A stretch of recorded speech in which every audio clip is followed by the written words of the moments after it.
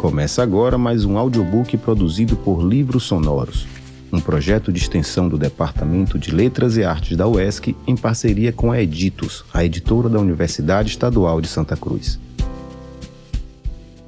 Um Corpo Sem Nome. Um conto de Adonias Filho, presente no livro Antologia Panorâmica do Conto Baiano, século XX, com organização de Gerana Damulakis, da Editus, narrado por Júlia Falcão. Eu a vejo e parece que vem de longa viagem. O Largo da Palma, tão quieto e assim vazio de gente, talvez seja agora o mais tranquilo recanto de Salvador da Bahia. A tarde se acaba, é verdade, mas a noite ainda não chegou. E porque me encontro aqui, quem sou? Isto não importa. O que realmente conta é que estou na esquina de Bangala, de pé e a fumar, buscando trazer a paz do largo para mim mesmo. As árvores, as lâmpadas fracas nos postes de cimento e o vento manso. O largo seria apenas isso, se não fosse a mulher que vem tropeçando muito, talvez bêbada ou uma epiléptica, quase a alcançar a escadaria do pátio da igreja. Cai, estremecendo em silêncio. Misericórdia! Exclamei, já a correr, aproximando-me. E mal me debruço para acudi-la, não tenho dúvida de que está morrendo. 2 ou 3 minutos de vida, no máximo. E penso que se tentar erguê-la, morrerá em meus braços. Debruço-me um pouco mais, esforçando-me por levantá-la. Os olhos se escancaram e respiração falta, uma golfada de sangue preto. E porque sei que está morta, recoloco-a no chão, com cuidado, como se temesse feri-la. Então, erguendo-me, sem saber como se formou e de onde tantas pessoas teriam vindo, vejo a pequena multidão. Que foi? Como foi? As perguntas que escuto. É possível que toda aquela gente estivesse na igreja. É muito possível porque, ao correr para socorrer a mulher, no Largo da Palma não havia mais que 2 ou 3 pessoas. Sim, saíram da igreja, e tanto assim que todas as portas estão abertas. E a maior prova é que agora ao meu lado, o próprio padre acaba de chegar. Vendo a mulher deitada, morta, pede a um velhote, o sacristão talvez, que vá buscar algumas velas. Aqui permaneço, sempre a fumar, à espera das velas e da polícia.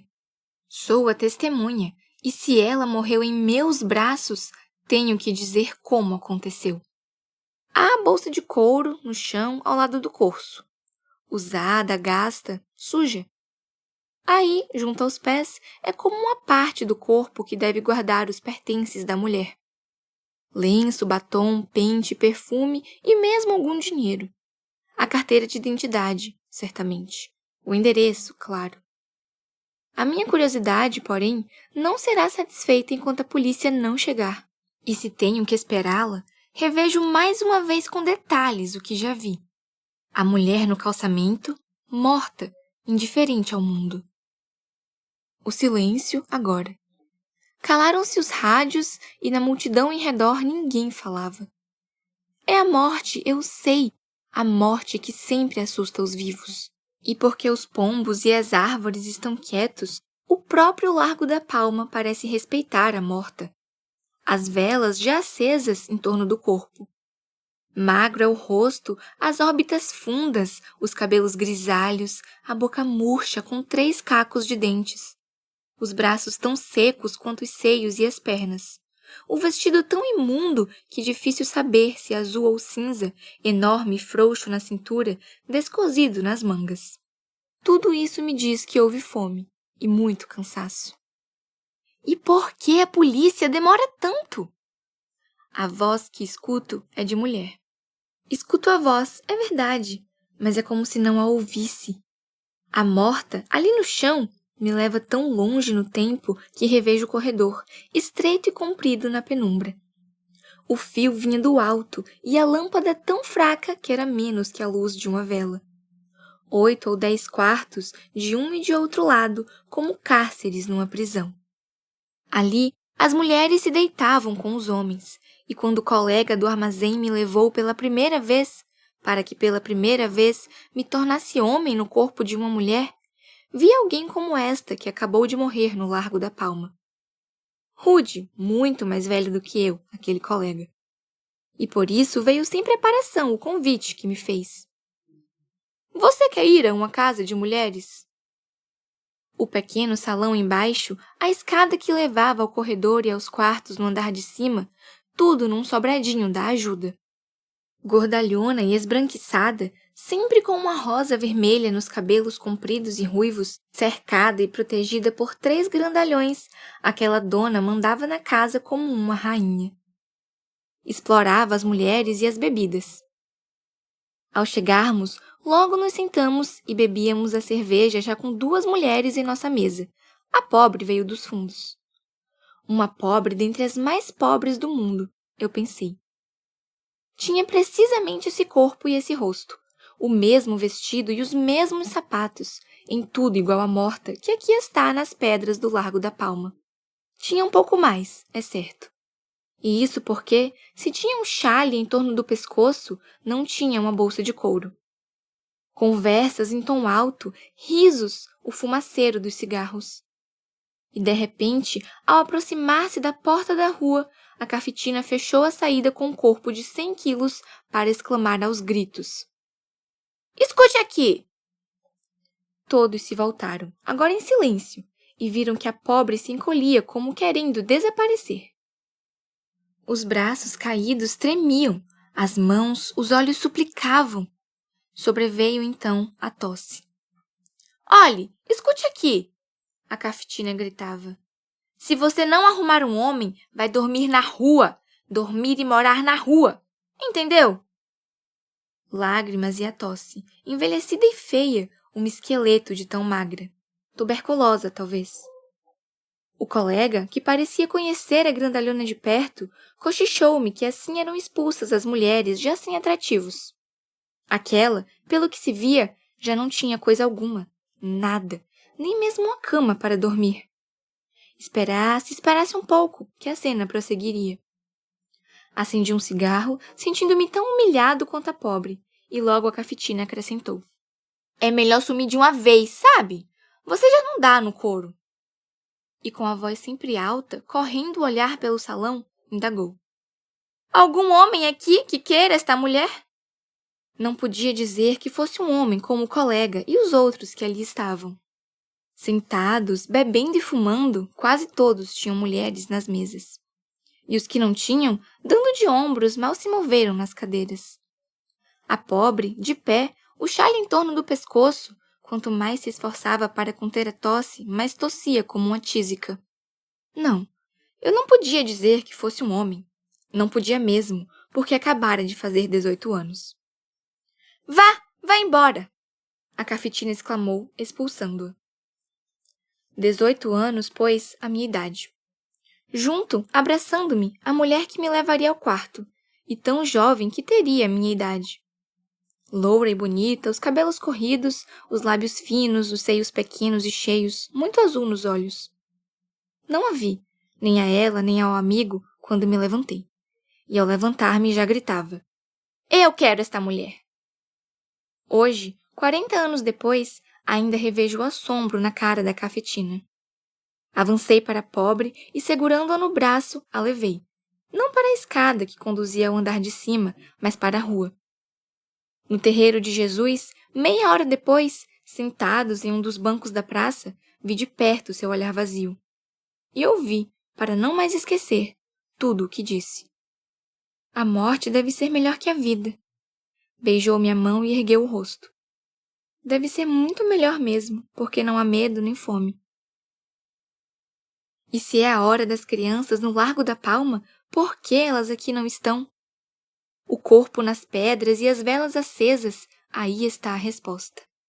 Eu, que o conheço na intimidade, pois nele vivo há mais de 20 anos, sei que esta é a hora das crianças. Vem de todos os lados, das ruas mais perto, dos becos e das ladeiras, para a gritaria nas brincadeiras. Compram pãezinhos de queijo, saltam e correm, substituem os pombos no pátio da igreja.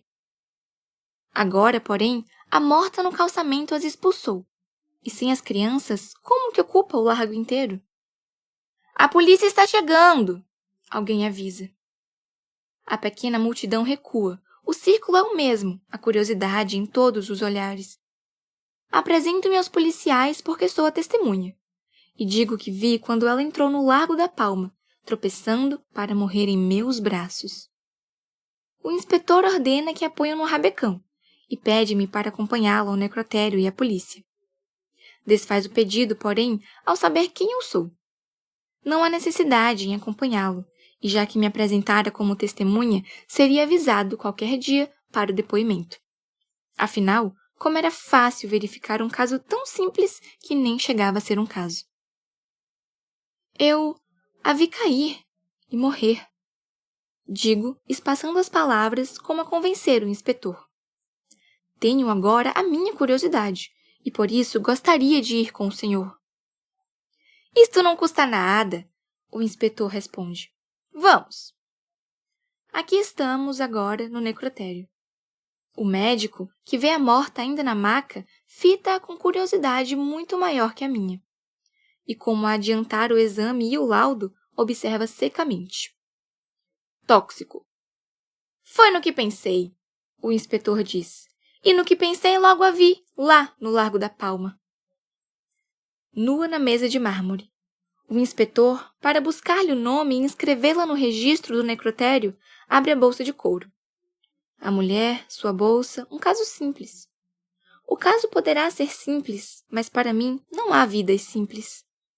Não é improvável, pois, que tenha havido alguma coisa maravilhosa, mesmo fantástica, na vida que se acabou no Largo da Palma. E talvez as revelações, começando com a identidade, se ampliem no que o inspetor possa encontrar na bolsa. E então? Eu pergunto ao inspetor. Estamos na antessala, onde o médico realiza a autópsia. O inspetor, enquanto aguarda o resultado, abre a bolsa e a esvazia, pondo todos os objetos na mesa. Não há carteira ou documento que estabeleça a identidade da morta. Não é pouco, porém, o que se encontra. Um pente, um lenço de linho, um maço de cigarros e uma nota de 10 cruzeiros. E não é pouco, porque aqui também estão uma caixa de fósforo e uma saboneteira de plástico. Na caixa de fósforo, um pó branco, que o inspetor logo reconhece como cocaína. E, para nossa surpresa, mais de 10 dentes de criatura humana na saboneteira de plástico. O momento exato em que, abrindo a porta, o médico reaparece. Tem as mãos nas luvas de borracha e não esconde a satisfação por ter acertado, à primeira vista, ser aquele um caso de tóxico. Aproxima-se e, ao ver a caixa de fósforos com o pó na mão do inspetor, diz sem hesitação. Tóxico. E repete. Foi o tóxico. O inspetor repõe os pertences da morta na bolsa de couro e, levando-a consigo, pede ao médico que não demore em enviar oficialmente o laudo. Antes de sair, tendo-me ao lado, avisa aos funcionários do necrotério que, por falta de identidade, o corpo deve permanecer na geladeira para o reconhecimento. No gelo, pois até o prazo da lei. Estas exatamente as palavras do inspetor. Hoje, 2 meses após a morte da mulher, o Largo da Palma já esqueceu o porquê. Velho como é, não tem memória para todos os acontecimentos.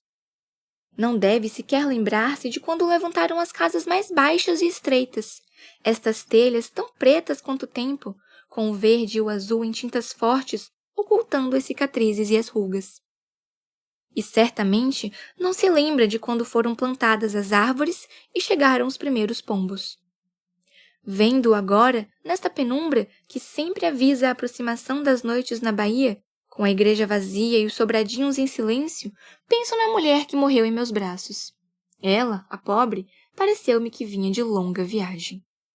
Muito perto estou da casa dos pãezinhos de queijo, e talvez por isso o ar cheira a trigo. Há, porém, o incenso que vem da igreja. E não tenho dúvida de que esta mistura de trigo e incenso foi o que atraiu a mulher para morrer, aqui, no Largo da Palma. Ontem, quando encontrei o inspetor na Rua Chile, quase 2 meses após o meu depoimento na delegacia de polícia, ele me informou das principais conclusões do inquérito. Era aquilo mesmo, o inspetor disse. Uma viciada em tóxico. E que mais? Eu indaguei. Como se chamava? Alguém a reconheceu?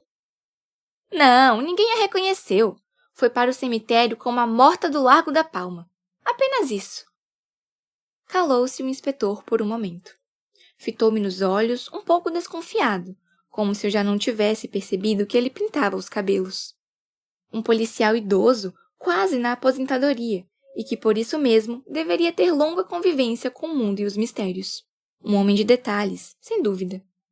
E tanto que, sem que eu perguntasse, esclareceu as dúvidas que subsistiam.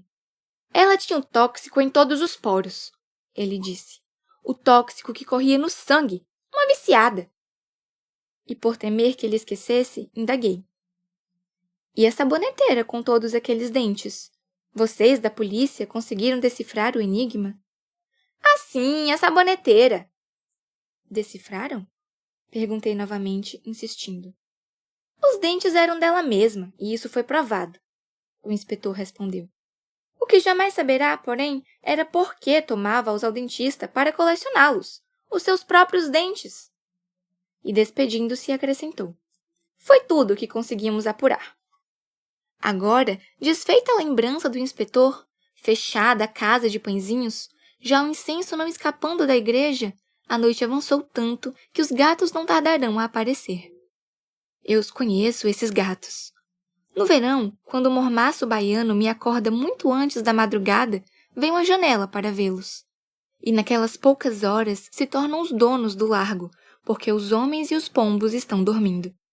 Sim, eles, os gatos, estão chegando agora. Saem das esquinas e de alguns telhados para o encontro de todas as noites. E assim, vendos do meu canto, mais uma vez penso na morta. Pareceu-me que ao entrar no largo, vinha de longa viagem. Certeza tenho agora de que vinha de tão longa viagem, mas de tão longa viagem, que a morte não a interrompeu.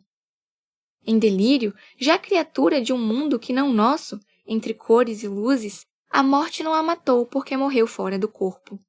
E por isso não morreu no Largo da Palma.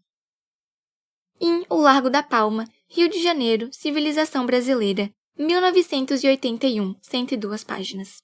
Adonias Filho, Itajuípe, Bahia, 1915. Ilhéus, Bahia, 1990. Obras, entre outras. Corpo Vivo, 1962. O Forte, 1965. Luanda, Beira, Bahia, 1971. Produção de Antônio Figueiredo, professor do Departamento de Letras e Artes da UESC, Júlia Falcão, estudante de Comunicação Social da UESC, Editos e Universidade Estadual de Santa Cruz. Captação de som de Jean Lamarck. Edição de Júlia Falcão e Jean Lamarck.